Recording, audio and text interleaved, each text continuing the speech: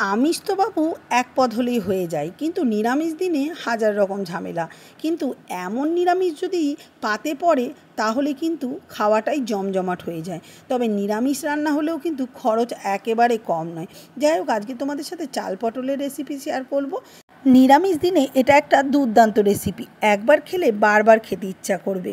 Hello বন্ধুরা, সবাইকে স্বাগত আমার পরিবারে। আমি অন্তরা অনেক দিন পরে চলে এসেছি তোমাদের সাথে একটা নতুন ভিডিও নিয়ে। আশা করছি ভালো লাগবে। তাহলে চলো বলে দিই আজকে রান্নাটা কিভাবে করলাম। আশা করছি তোমরা শুরু থেকে শেষ অবধি সাথে থাকবে। গোবিন্দভোগের চালটা 1-1.5 ঘন্টা আগে ভিজিয়ে রাখলেই হবে। আর একটা নারকেল টুকরো করে নিয়েছি, সেটাই একটু পেস্ট করে দুধ বার করে নেব।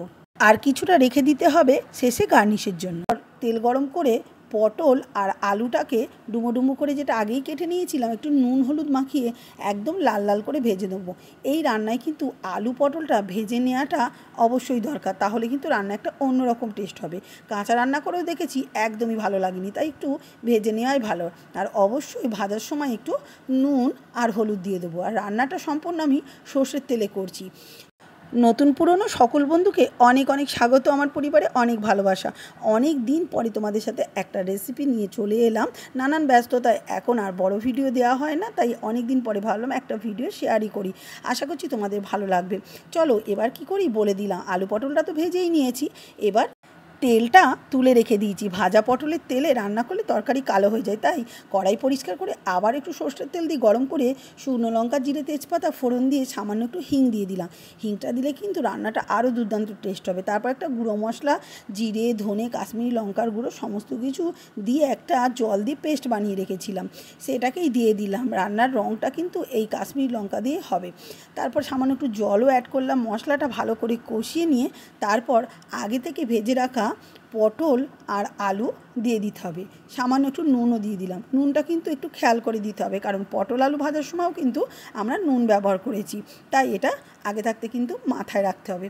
তারপরে দিয়ে দিতে হবে সামান্য একটু চিনি। নিরামিষ রান্নায় একটু চিনি তো দিতেই হবে, যাদের পছন্দ না তারা অ্যাভয়েড করতে পারো।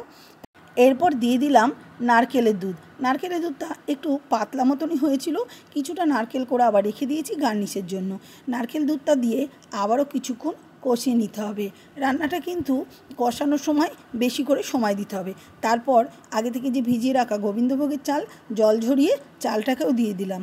এইবার চাল দিয়ে আলু পটল মশলা সমস্ত কিছুর সাথে একটু ভালো করে 1 মিনিট মতো নাড়াচাড়া করতে।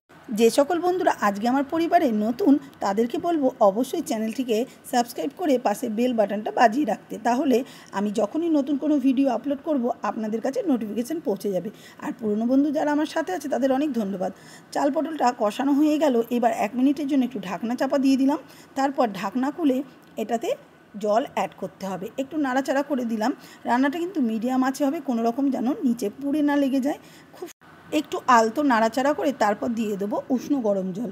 যে কোনো রান্নার ক্ষেত্রে উষ্ণ গরম জল ব্যবহার করলে কিন্তু রান্নাটার স্বাদ একটু অন্যরকমই হয়। ঠান্ডা জল দিলেও যে কোনো কিছু হবে এমন নয়, তবে আমি উষ্ণ জল ব্যবহার করেছি, আমার হাতের কাছে ছিল তাই।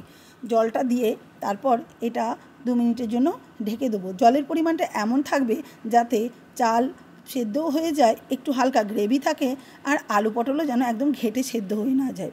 তারপর ঢাকনা চাপা দিয়ে রেখে দেবো। তখনই খুলবো যখন এটা পুরোটা কমপ্লিট হয়ে যাবে। দেখতেই পাচ্ছ পুরো গ্রেভিটা রয়েছে আর পুরো কমপ্লিট হয়ে গেছে।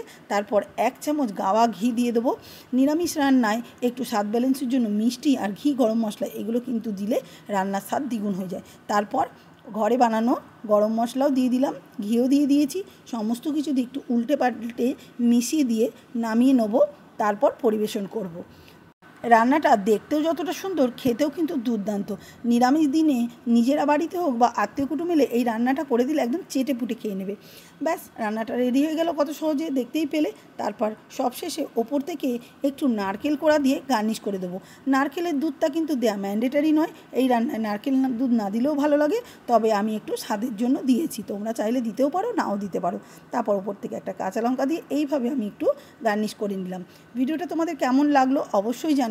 আজকের আমার রেসিপি যদি পছন্দ হয় তাহলে অবশ্যই আমার চ্যানেলটিকে সাবস্ক্রাইব করে আমার পাশে থেকো। আর যদি ভালো লাগে তাহলে অবশ্যই একটা কমেন্ট করো। তাহলে দেখা হবে আবার নতুন ভিডিওতে, ততক্ষণের জন্য টাটা।